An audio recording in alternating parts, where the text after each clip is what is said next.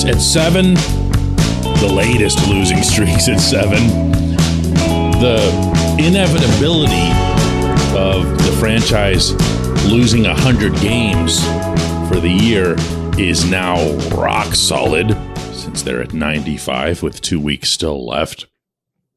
And I'm gonna summon the strength for you today to come up with something positive, and it's a legit positive. Good morning to you. Good Friday morning. I'm Dejan Kovacevic of DK Pittsburgh Sports. This is Daily Shot of Pirates. It comes your way bright and early every weekday if you're into football and or hockey. And why wouldn't you be at this point? I also offer daily shots of Steelers and Penguins that I hope you'll check out, if only for your own sanity, really. Cubs 3, Pirates 2. I don't care. You don't care. And way more intriguing than all of that, they don't care either, at least not the people who run the team. But that's not my focus today. Today, it's going to be about Mitch Keller. I am going to take the unusual step of picking my own personal and thus completely meaningless team MVP and have it be Mitch Keller. Mitch Keller has a 5-12 record for those of you who still pay attention to pitching wins and losses, and I would strongly recommend against doing that for all kinds of reasons. But with this performance last night, 6 innings, 2 runs, 4 hits, 7 strikeouts, 2 walks, his ERA dropped below 3.99 in mid-May when he'd been ignominiously bumped from the rotation. Not that he didn't deserve it, but it was still ignominiously. You can look it up. He's gone from 6.5 to this, to 3.99. Now, you don't get a trophy for an ERA that's below 4. But the consistency that we've witnessed from him this summer is something that, look, there's a lot of bad stuff that's happened in 2022 to this team and really to the organization as a whole. And there's a lot of it that you would happily have accepted if you could have had just this one outcome, just what he's been able to do. Because even though this process has been hugely frustrating at times, 2019, 2020, 2021, waiting for this kid to put this talent that he has, this incredibly live arm, the smarts that he has, and to become a pitcher, to become someone who gets guys out on poise and guile in addition to his stuff, and who does it regardless of the opponent or the caliber of the lineup, and who does it over the span of half a season with barely a blip in there, other than that one start at PNC Park, you'll recall it, just about a month ago, where he complained of fatigue. That's it. He's been one of the better starting pitchers in Major League Baseball in that span. And that should, I'm always going to underscore words like that, should mean a lot to the people running the team. They should be seeing this young man as a pivotal piece of their future.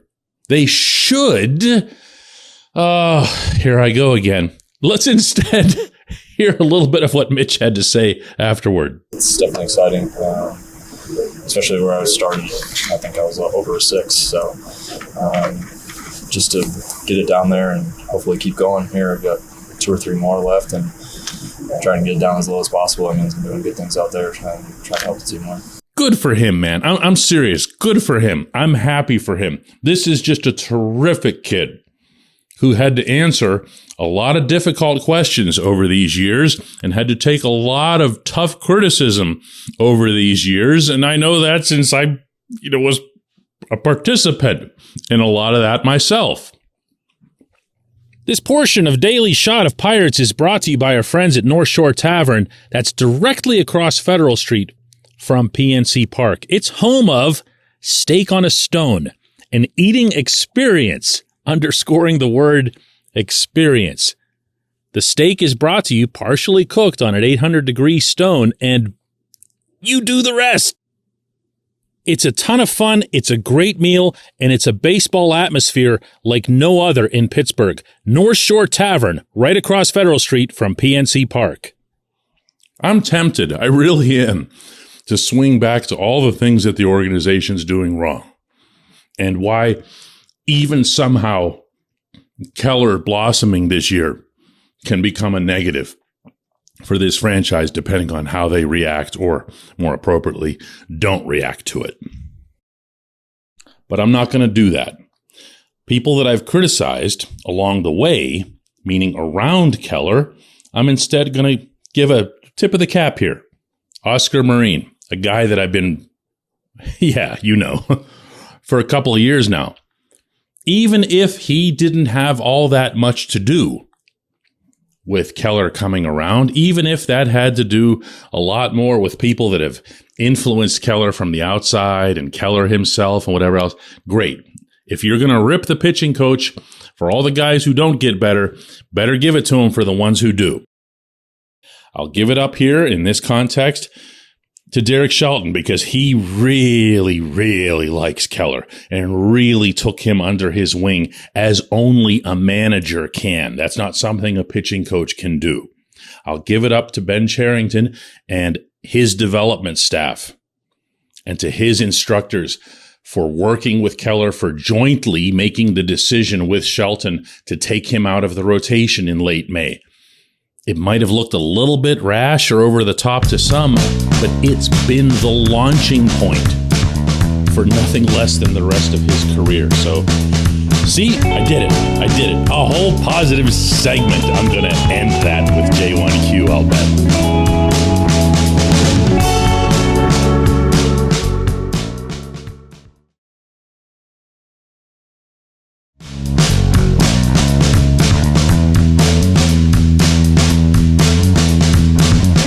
Today's J1Q comes from Joe in Nebraska, who asks, DK, which players do you think passed this year's tryouts, which will be a part of the 2023 team? Joe, that would be a capital N/capital A.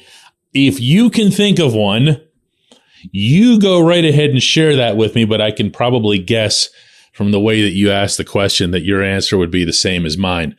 I don't have one. I believe that out of all of the various reclamation projects, waiver pickups, cheap free agents, and so forth that the Pirates have picked up, that it's, wow, how many players are we talking about here? Is it Ben Gamel?